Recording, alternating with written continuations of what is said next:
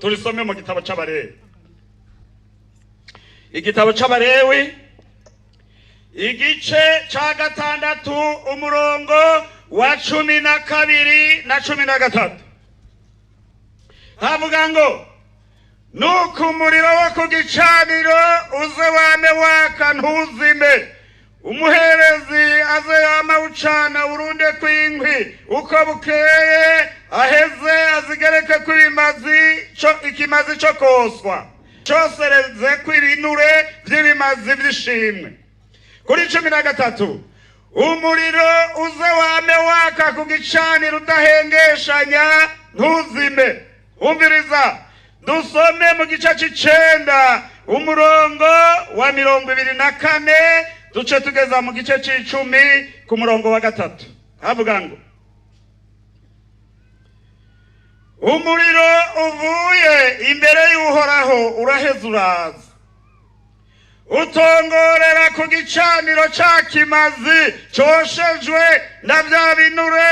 Abo bantu bose babibonye basesereza impundu barunama bashika hasi.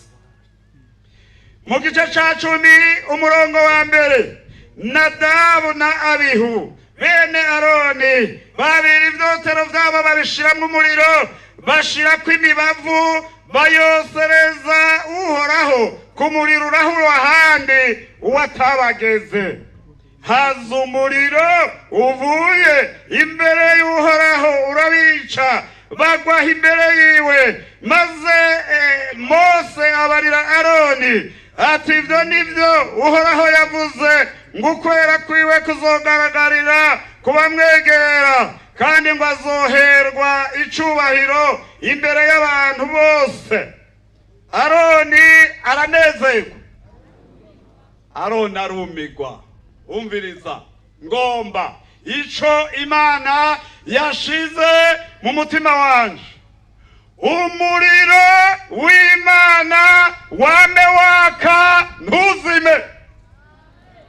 Umviriza mwaririmbye umuriro w'Imana wame waka mu mitima yanyu udahengeshanya ntuzime. Ububasha bw'Imana niho buzobakoreramwo, ububasha bw'Imana niho buzobabonekako. Umva shengero ry'Imana agasanga muri abapentekote turagomba ng'umuriro wa muriro wa kera waranga abapentekote wongera wake ku gicaniro.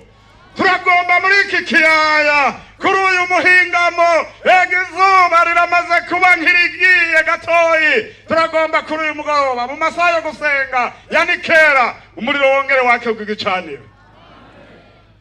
Bakozi b'Imana, ndafise ubwoba muri iyi minsi y'iherezo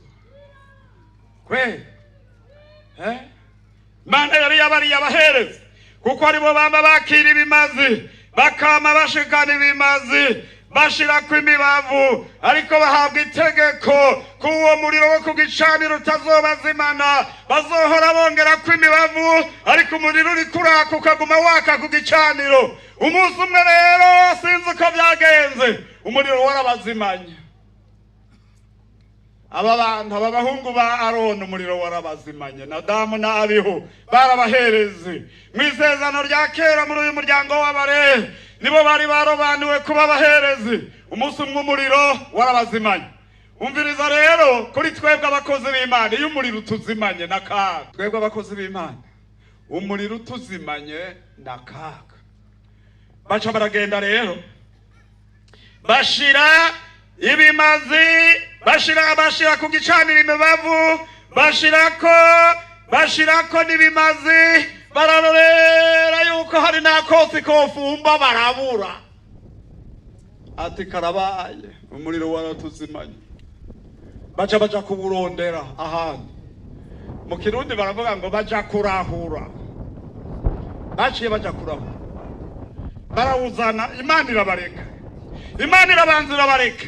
Iyo Imana yategetse ukabivamo irabanza ikakureka ikakwitegereza, maze bamaze gucana umuriro urahuwa ahandi hamwe biteguye ko ikimazi gihava gifatwa. Imana nayo tikobangararije ishirungi ku muriro uvuye kuriyo ntiwagwa ku kimazi, ariko turira abaherezi. abaherezi nibo bahindutse ikimazi cyo guturirwa, aribo bakira ibimazi by'abantu. Umuherezi mukuru Aroni yitegereje ingene abana biwe bahiye, arabahereza, arumigwa, arumigwa. Yewe ndakunda akayaga keza, naho hashushe abantu barahoze bagomba kumva. Umva aho uyu munsi aho Imana yovuga ijambo, aho umunsi byohinduka. Umva abantu benshi bari mu ishengero rya Pentekote bameze nk'ibiti byumye, ntibaramenya iby'uyu muriro turiko turavuga ngaho. Nagomba ndababarira ikintu, muraza kwisomera, singomba kuza gusoma amajambo menshi. Muraza gusoma mu gitabo ca mbere c'Abami igice ca 18 umurongo wa 38 na 39. Mugovye muraza gusoma, mwagure mushikane no hepfo. Umviriza abakozi b'Imana ba kera, mwabakubwiye Imana, dukorera Imana kabisa, twitegenda tugenda abari bakabonye. Abakozi b'Imana ba kera ntibakora nk'uko dukora. Umviriza ico gihe cy'Ikarumeli, umwami Ahabu yarononye abantu, akabakwegera mu bigirwamana n'umugore wiwe Yezebeli, bagasenga ibigirwamana. Imana irababara, ituma Eliya arashika imbere ya Ahabu, aravuga ati uku niko hagize, niko hagize Ahabu, niko hagize Ahabu, ubu imvura igiye gutara, ntizosubira kugwa atari jewe ndabivuze. Acaragenda, imvura imara imyaka 3 n'amezi 6 itagwa, atana kame gatonda. Abantu baramererwa nabi, abantu baragogwa. Ahabu rero kuko yari afise igisirikare, akagira imiheto, akagira ibintu byinshi, ati mugende murondere Eliya aho mwomubona hose mumufate. Yateye iguhuga amagogo, ariko ndakunda Imana. Umva icyo gihe kirahera, igihe c'Imana kigeze. Imana isubira kubarira Eliya ngo genda uhure na Ahabu. Imana ivuze nta kidashoboka. Hanyuma rero ariserura habona, Eliya ariserura habona ngo abantu bomubona baza bamubone, ariserura habona. Hanyuma rero hariho umuntu w'umwami orabagiye yariko aragenda ngo aroye kuraba aho twasi turemvye tw'inyumbu z'umwami, nizo zari zisigaye zari mu gupfa nazo. Azayubuka kuri Eliya, uracariho? Ni naho bakurondereye ntaho batagiye. Tumviriza rero ndakubarire, genda ubarire umwami Ahabu, taragomba ko mubonana. Wa muntu aravuga teka hamwe nogenda kumubarira ugacuyonga ntibaca banyica, hamwe mpemu yarayo cyo kugurura. Oya se umva, ararahira neza abakozi b'Imana ba kera, ndakurahiye uguhoraho kuhoraho ntagenda ntiyeretse Ahabu, kandi umubarire. Hanyuma rero aragenda aramubarira ati nabonye Eliya. Wamugesera wamubona? Basi Eliya ndamubona ariko aradogagira, umuntu ari mu muriro w'Imana, ariko aradogagira aje kwa Ahabu. Igihugu kimaze imyaka 3 n'amezi 6 atanimvura igwa, abantu barapfuye, ibitungwa byarapfuye, inzara yaramaze abantu. Barabonamye rero, barahanganye rero. Eliya akibonye Ahabu yumva birahindutse. Ahabu nabonye Eliya yumva birahindutse. Ahabu atangura gutukana, wa mugesera we wateye iguhuga amagorwa, wa mugesera we wazanye ibi.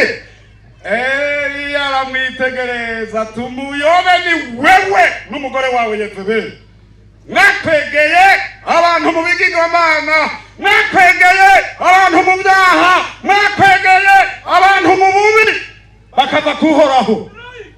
Umva nimwe babi. Arahagarara neza, none abasoda ko batamufasha. Ndaza kubarira impamvu batamufasha, yari mu muriro.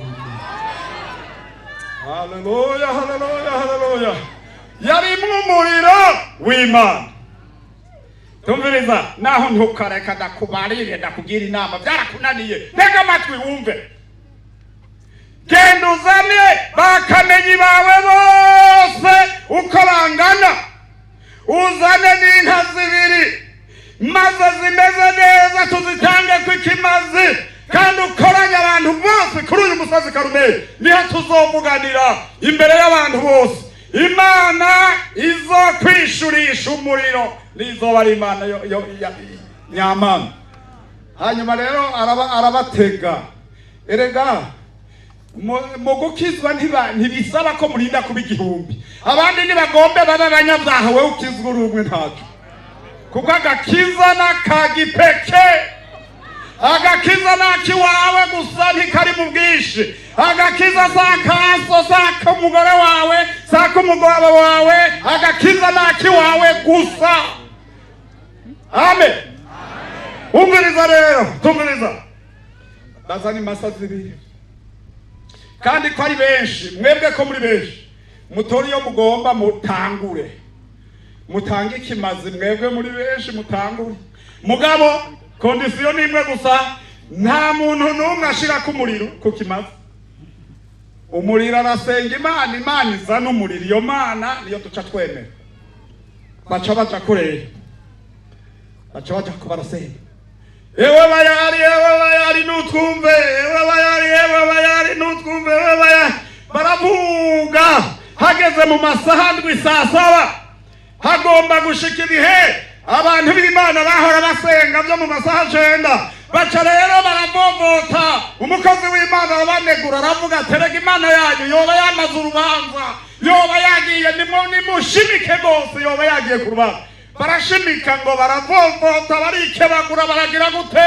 bayariranka kumva umva hageze abantu b'Imana kera basenga mu masaha 9 niho basenga muzobona babasiguza impuzamakungu mu masaha yo mu gitondo ntibigera bavuga ubutumwa harya hari impamvu bariya basiguza impuzamakungu mu gitondo baragira amaseminari y'abakozi y'abarongozi ariko amasaha yo gusigura ubutumwa bwiza ni nyuma y'umutaga abantu b'Imana basenga mu masaha 9 aya masaha yegereje arabahimiriza ati nyarutsa Imana yanjye bumve ntiyabumva umviriza rero hageze amasaha yo gusenga ko abantu b'Imana aravuga ati hagarika ahabo hagarika barahagarika haleluya hagarika umviriza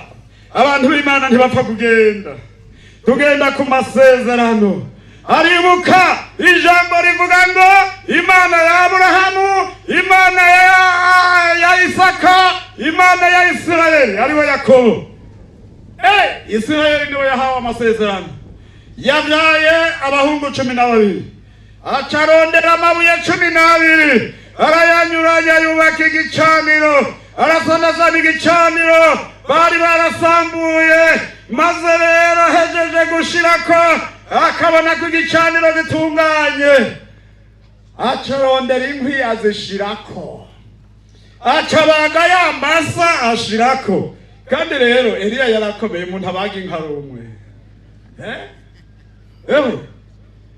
ashirako inyama ikimazi ndakunda umuntu w'Imana ari mw'umuriro umva acaravuga ati hariho abantu bashikuza bari abantu bo mu isi iyo bariko barayaga bakavuga ngo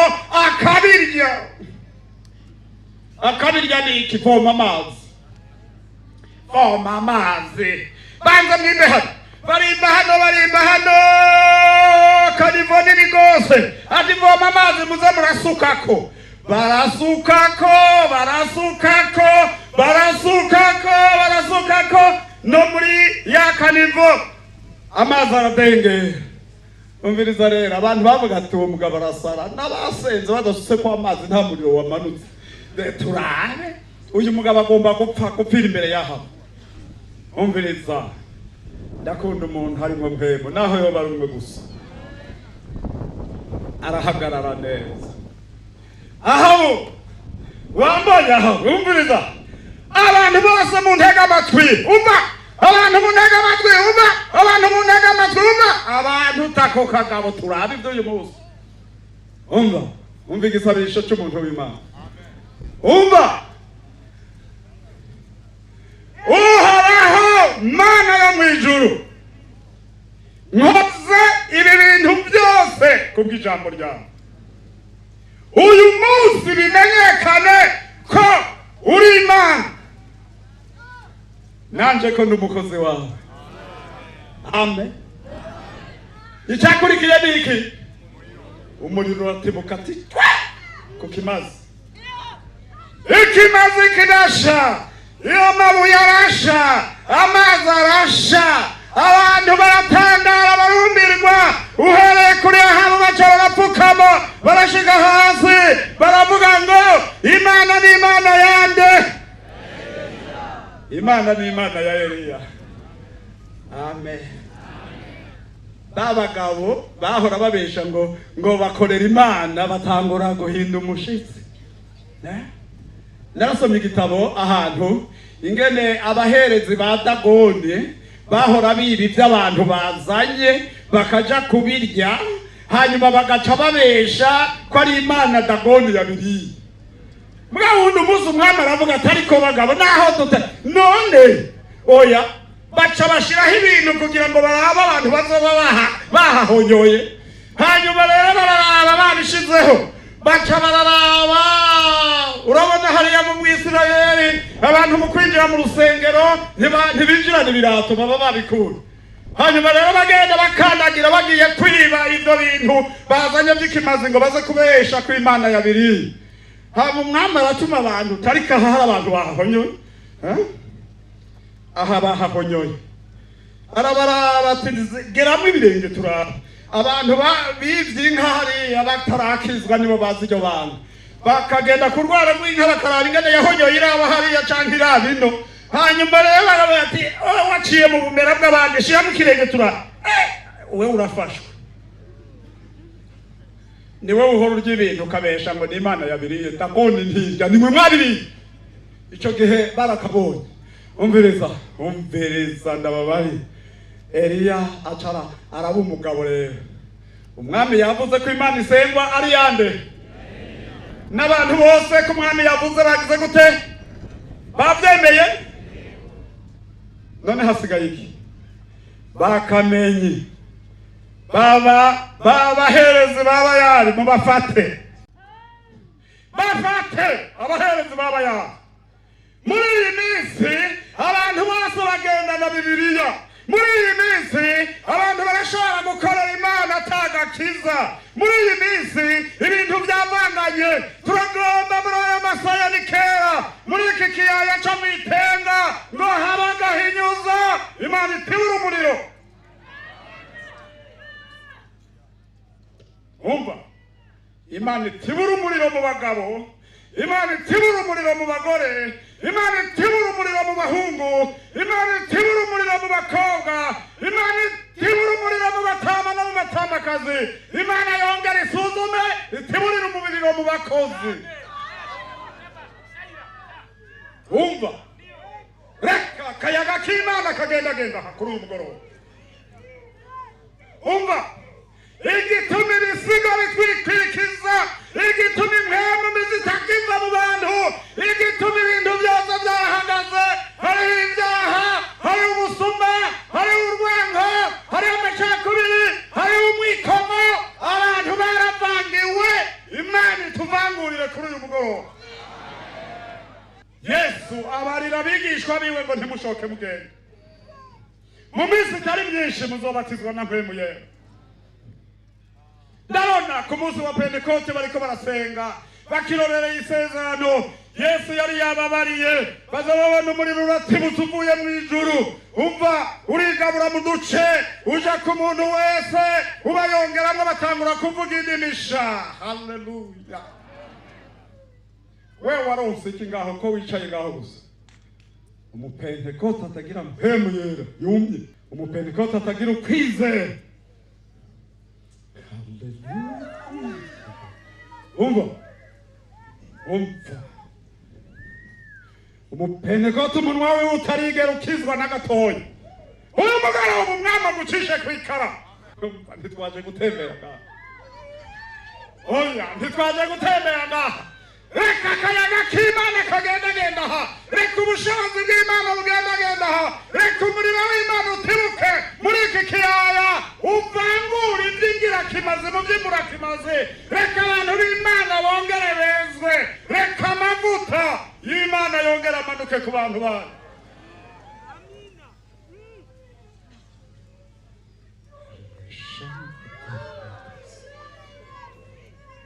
Umva tuzoja mu ijuru, uzoja mu ijuru gute? Umuntu yumye azoja mu ijuru gute? Abaririmbyi bo ku ntanga b'abakenyezi bahora baririmba ngo tuzoduga gutya bateruye amaboko, uko Yesu yaduze niko tuzoduga. Ariko uribuka neza Yesu umunsi yabatijwe mpemu yera aramumanukako. Yesu mpemu yera aramushorera amujana mu bugaragwa, ashobora kunesha ku bwa mpemu. Ariko arigisha, twarumvise ijambo hano mwaravuga ngo mpemu yera ari kuri jewe. Haleluya! Nico catumye ndobanuza amavuta. Bakozi b'Imana, haraho urabyumva ko woshinga intahe ko mpemu yera ari kuri wewe, ariko catumye kurobanuza amavuta mubwira abantu ubutumwa bwiza wumva utaboshe. Haleluya! Haleluya! Oh, haleluya! Umwami Yesu ahezaga ishengero, ariko akure iby'intege nke mu bantu b'Imana. Reka umuriro w'Imana ugenda aha uyu mugoroba. Haleluya, haleluya, haleluya. Ora shabana shabana. Ora tabarasha. Itekeremera. Ora balasha. Ora. Mekatarasha. Ura shaklo. Haleluya. Umva! Umwami Yesu yantumye ngo wuzure mpemu yera.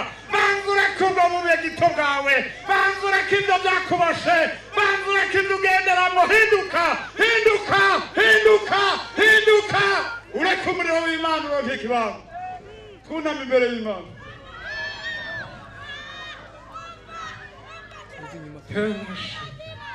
Ninde agomba kuza?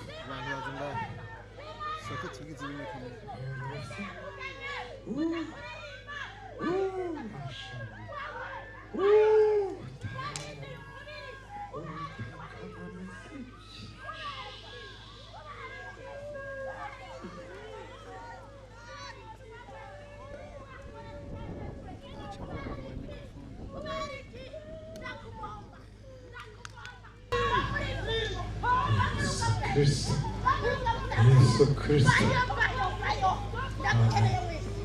Amen.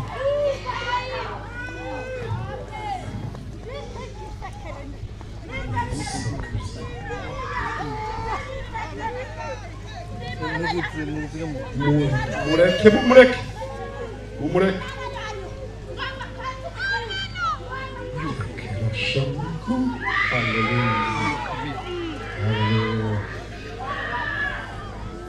Ninda agomba kuza. Murumva ijwi, ninda agomba kuza. Tugoye byose tubisige muri iki kiyaya. Ezekiyeli abona amagufa yumye mu kiyaya. Haleluya! Yumva ijwi rivuga ngo mbega barya basubira kuba abantu.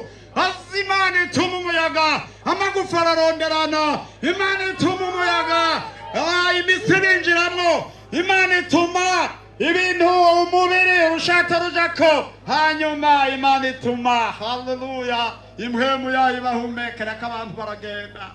Turagomba muri iki kiyaya cyatenga rukare ko abantu bose baba bazima. Haleluya.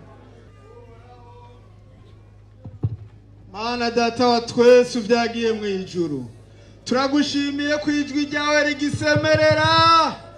Yohana umubatizi mu bugaragwa yarasemerera ngo nimwihane kuko ubwami bw'ijuru buri hafi.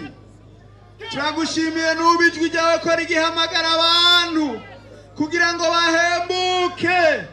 Turagushima aba bantu ko bumva ijwi ry'Imana turagushimiye ko bahagaze ku munzane basanga ntibashitse, bumvise banyotewe umuriro, bumvise banyotewe kuba abapentekoti bukuri buzuye mpwemu yera.